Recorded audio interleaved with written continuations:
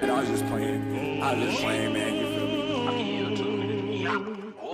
You know what's some shit, so now you wanna yell. Dog got his ass beat, now you callin' 12. What's up, YouTube? It's your boy OMG Dex here with a story time.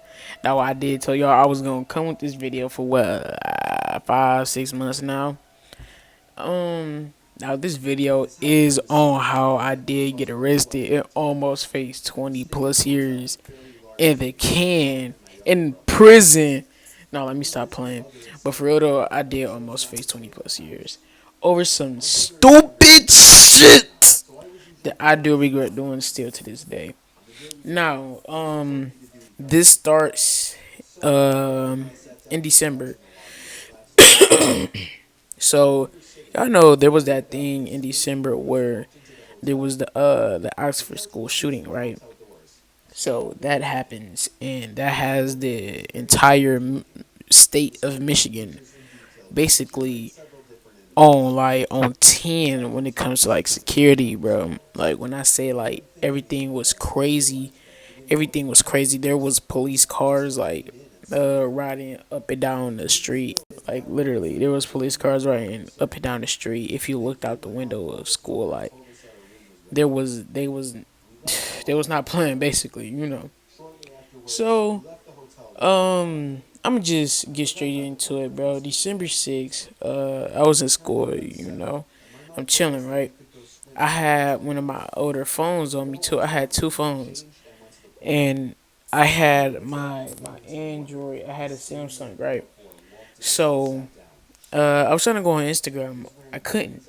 So I turned on the VPN and I was using the school Wi-Fi. So you know how you can't use the school Wi-Fi to do shit unless you turn on your VPN, right? I turned on my VPN.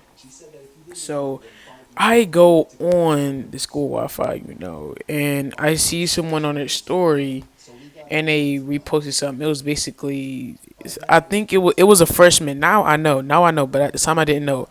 Basically, someone was pretty much like making a threat to the school, basically saying, if I can find any screenshots, I'm gonna post them.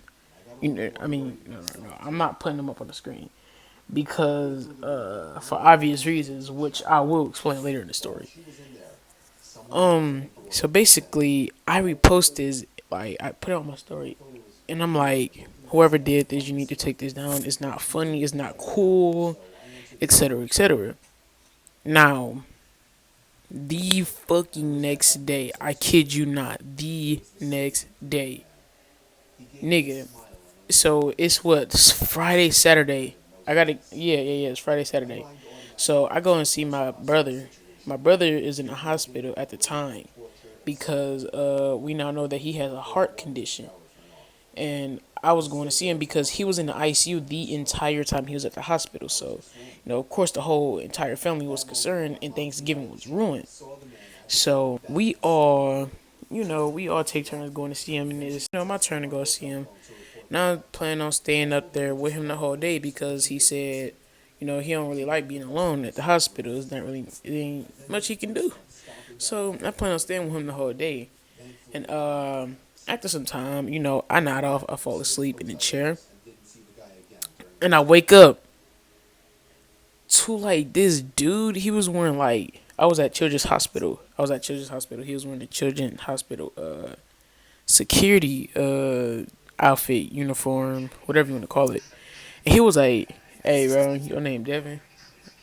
I'm like, "Yeah." I'm like, what's going on? He like, "Can you come with me real quick?" I'm like, "Sure."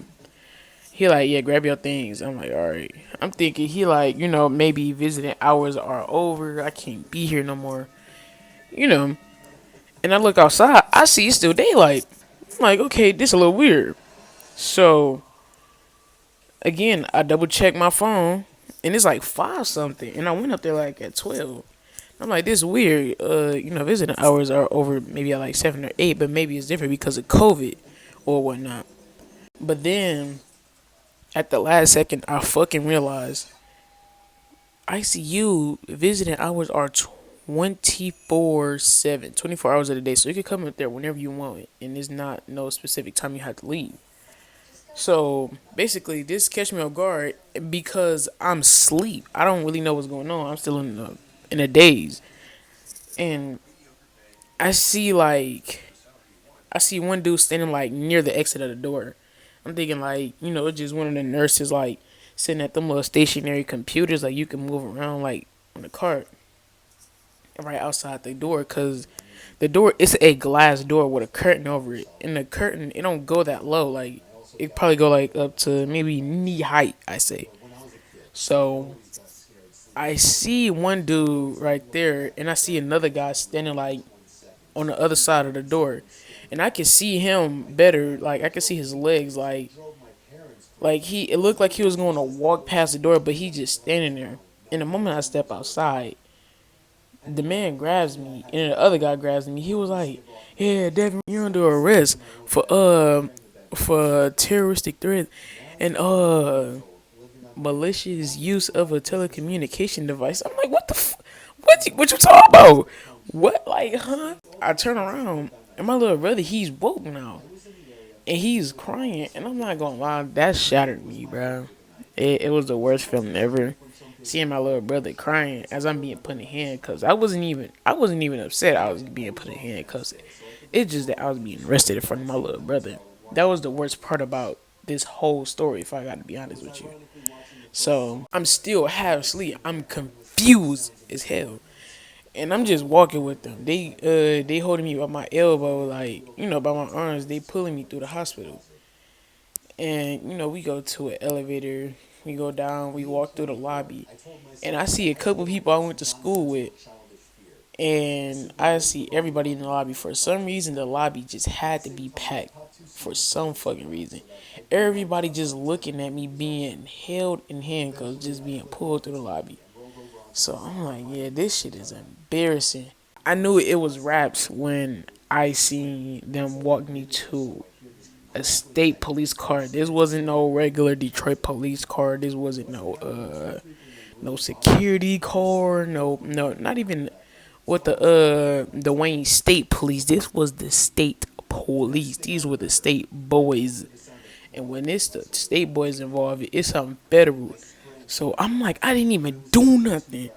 And then, I stopped panicking because I'm like, motherfucker, I ain't do that. I'm finna be out in a couple of hours. Fuck you talking about, nigga? This nigga, he like, hold on, step back up the car real quick. He grabbed my phone out of my pocket. He like, what's the password to this phone? And I tell him he write it down on a notepad. And I'm like, okay. And there's really nothing in my phone that would be incriminated. Probably just like some edgy memes about weird things, but nothing that I would go to jail for. Maybe. So that happens. They drive me. They on a walkie-talkie, and I hear them say something. I can't exactly remember, but it was like, "Oh, we got him. Yeah, we got him." And they're like, "All right." So these motherfuckers, they had to be looking for me, and you know, they bring me to this place. It's like a holding facility. I'll just say it's a holding facility.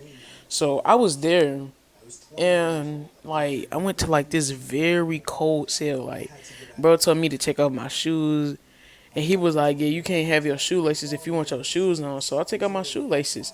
I didn't know why, and I had on a necklace. And my great grandma, who has unfortunately passed away, she was on a pendant. He took that, and I was very angry. He didn't take my Apple Watch. I had my Apple Watch like in my shorts, and I had on some shorts up under my jeans that I was wearing at the time. So, yeah, I had my Apple Watch there. He didn't know that I had on jeans up under it. So, pretty much, I had snuck my Apple Watch in with me. And I'm just like, my phone was still nearby because I'm still getting some type of cellular signal. And I'm texting people, and the signal not as good, so the messages don't go out right away. It probably take like a minute or two to send a message, but to receive them, I receive them right away. And I'm basically telling people, and my phone starts to blow up what my watch does, cause my pocket is just like you hear the ding sound. And hella people texting me like, "Bro, you for real locked up? You for real locked up?" And I'm like, "Bro, just look at my location. I'm sharing low with everybody." I share my location with everybody, bro. Everybody is going crazy. They calling my phone, bro. Everything. So I'm trying my hardest to fall asleep in this like the holding cell, but it's like I say about 2 inch thick glass, and the doors are so heavy, but like there was nothing I could really do in there. It's just a bench like made out of cinder block, and it was very cold. I ain't had no jacket or nothing, so I only had my shirt and my jeans. So I was just you know cuddled up in a little ball in there. And there was two girls and another guy in there. And I didn't know what they was in there for. So probably about like 30 minutes later, he came back. He pulled me out the cell, and he was like, "Come in here with me." He came in the room. He asked me what did I did and what do I think I'm here for. I couldn't think of nothing, but that's when it clicked in my head. I'm like, "Oh my god, I know this ain't got shit to do with what I posted on Instagram." So I said that. He's like, "Okay." He don't like say correct or incorrect. He's just like, "Okay." And he asked me some questions. He write down what he's seeing on a piece of paper. Then whenever I reply, he write down my reply like he was logging this shit or something. So I'm like, all right, that's what's going on. And after a while, he sent me back to my cell, and not my cell, but the little holding cell. And after like maybe 2 or 3 hours of just sitting there waiting, I'm like, my grandma probably waiting on me to come back home. And he like, yeah, we already talked to your grandma and all of that, and she already know everything. I'm like, what? I'm like, okay. Now I'm tweaking. I'm spazzing. I'm going crazy at this point, right? So he put me in handcuffs again, like after another hour or so. When I asked him these questions, like after another hour, he puts me in handcuffs, and he like, hold on. He take me out the handcuffs. He tell me to put on all my stuff. You know, he escorted me to the cop car, and he brought this kid out too. It was a guy. He was lanky. If I'm gonna be honest with you, the nigga looked like Lil Tecca without the braces and the dreads. Like he had a little fro. He had on a big jacket, some jeans. It was like some ripped denim jeans, and he had on some Yeezy 700s, bro. Why do I remember this shit, bro? So his name was Teron. Actually, I think he go to Central. Why am I dropping this man information, bro? So we in the back of the cop car. We on the way to JDF downtown. So we are actually talking to dude who was driving the car. He was actually cool. He was like, y'all both did the same thing. And I'm still thinking, like, what did I do? And that, again, I'm like, I think it's about what I posted on Instagram. And he was telling me, in my case, I probably shouldn't have did that at all. What I did wasn't actually a crime. It was basically that I was spreading social awareness to it. If I had just seen it, I shouldn't have did nothing at all. I shouldn't have interacted with the post. Because all I did was just like, I posted it to my story. I'm like, y'all are so dumb. Take this down. Whatever. And like, he like, I shouldn't have said nothing at all. I should have just reported it and went about my day. And gave the post no attention. Or else I wouldn't be in what I'm in right now. So, the other kid, he explains what he did. He made a burner account, and he was like, "Yeah, don't come to school tomorrow, or basically I'm gonna shoot this bitch up." And I have a friend that go to Central, two friends actually, but one of them told me he was like they was trying to put something on everybody's phone to track what they was doing, but he wasn't going for that shit, so he ain't go to school. But the motherfucker who made the threat, he said that he went to school one day and the police just walked in his classroom and was like, "Hey, I'm looking for Teron B." Bruh, he like, "Yeah, that's me." He was like, they just walked over to him in like a brisk walk, snatch his ass up, take him out the classroom, and then that's how he got there. I'm like, dang, bruh. So we finally make it there. We standing by this door for like 30 minutes. The lady come out. She put a COVID mask on her face. She like she asked us the you know what questions, and then after a while, she let us in. A lady, she comes in a car, and there's two girls there too, and they in there with us for the same thing. So I'm like, damn, what the fuck is happening? Like, shit. So I started listening in on what the other officers talking about. They said like apparently it was some TikTok trend after the whole Oxford shooting thing stemmed up. Everybody was threatening their school as a joke or something. But before then, it wouldn't really be taken serious. I mean, it would be taken serious as a threat towards the school, but it wasn't like the charges wouldn't be so much more serious than they are right now. Like back then, you probably might get slapped with maybe a couple months at maximum. That's worst case scenario.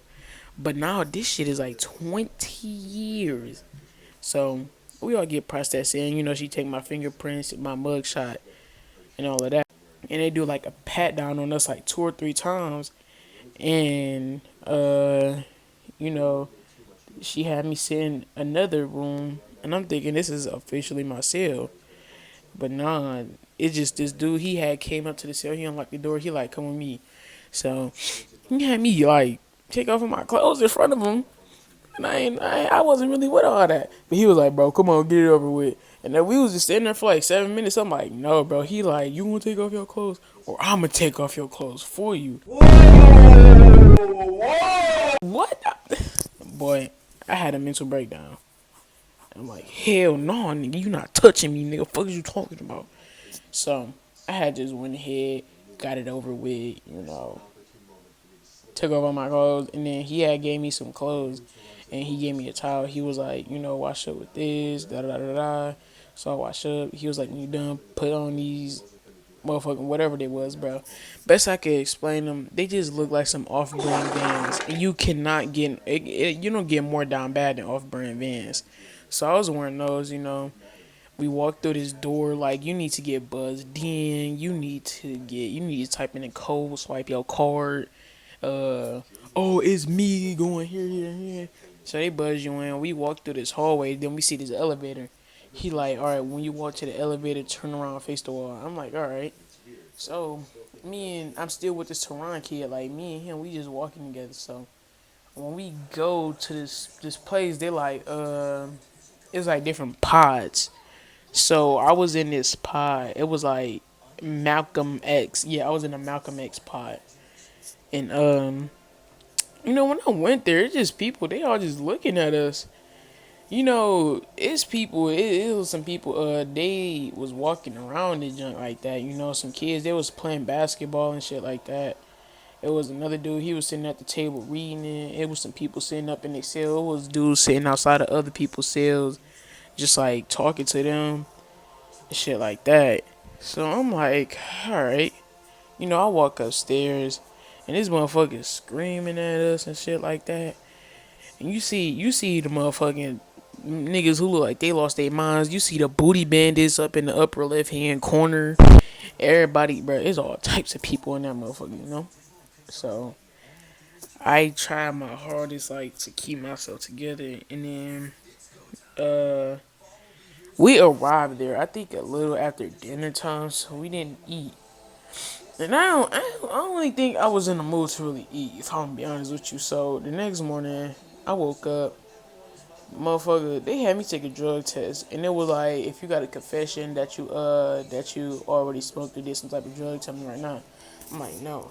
So they was like, take this up to your room, pee in this cup, and then when you're done, bring it back out. Okay, we do that. And maybe like an hour or two later, this lady, she comes to my cell. She grabbed me. She take me to this room, and it was a lady. She was asking us what we did, yada yada yada. We just talking, and then they put us on the phone with a attorney. And then when we get off the phone with the attorney, we just waiting, right? We just waiting on something else, like something else he gonna say. He don't really say much. He just saying like what's going on, how we gonna go about it, etc. etc. But I go into this room across the hall. Basically, we have a bond hearing, and it's on Zoom. And the ladies was rude as hell. She was like, "Don't touch my laptop. If it needs to be touched, tell me. I'ma come over there and I'ma do whatever I gotta do for you." And I'm like, "All right, bro, whatever." So we have a bond here. My bond was like $5,000. It was a $5,000 bond with a 10% down payment. Now, my grandma, she was on the Zoom thing.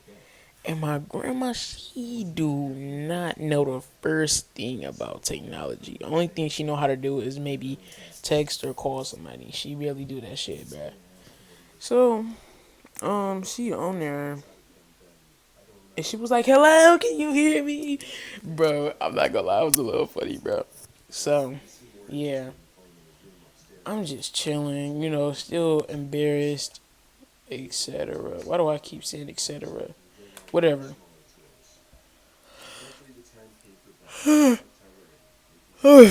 So, the lady, after she said my bond or whatever, the meeting, it shifts to somebody else. My grandma hangs up from the call. I go back to my cell. I don't even get no phone call, actually, bro. I didn't even get a phone call. I didn't get to call my grandma the whole time I was in there. No, I didn't get to call nobody. But I wasn't in there for long, so it don't even matter. Again, I'm just chilling in my cell. I ain't got shit to do. Like, ain't no books or nothing I can read. Nothing. So, I'm just sitting in there, just staring at the ceiling. I get lunch, then I get dinner. The whole day go by, and it feel like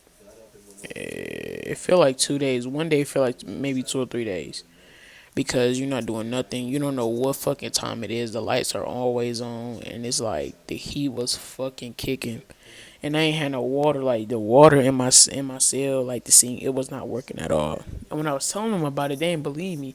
They like push this button, push that button, da, da, da, da. It was not working. I'm like, can I get another room?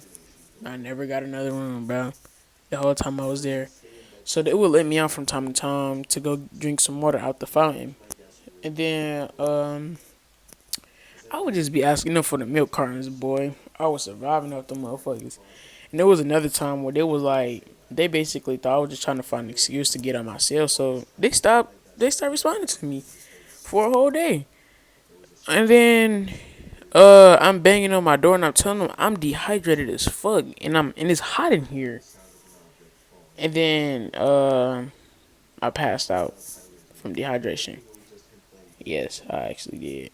So when I wake up, there's some people standing over me, and they're like, "You good? You good?"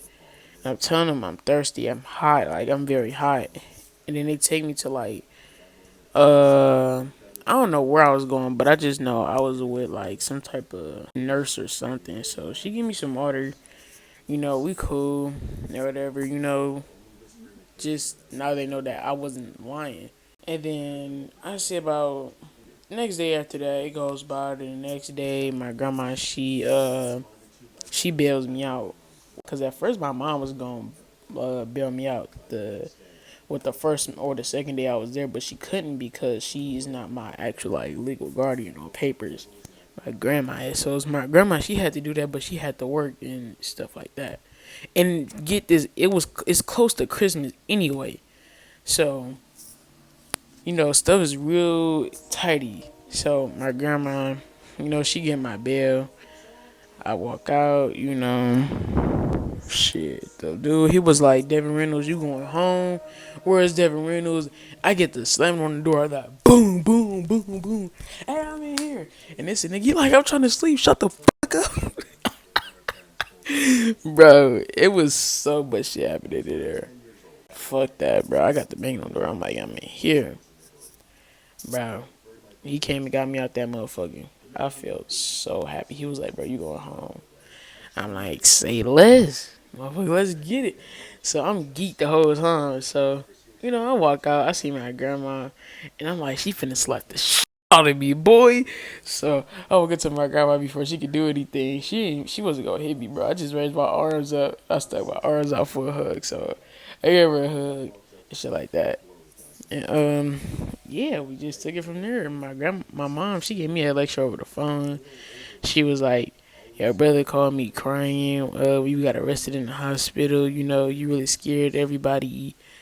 And even my older brother, she was like, my older brother cried when he heard I was in jail for some shit like that. That's a 20-year felony. Because the outcome of other people weren't as lucky as me. Some people didn't even make mine. There was I don't know how old she was. I think she was 14. She didn't even make bail, bro. She made a song. She got 40 years. She's serving 40 years right now. So, free her, you know. And there's some other kids that didn't make bond.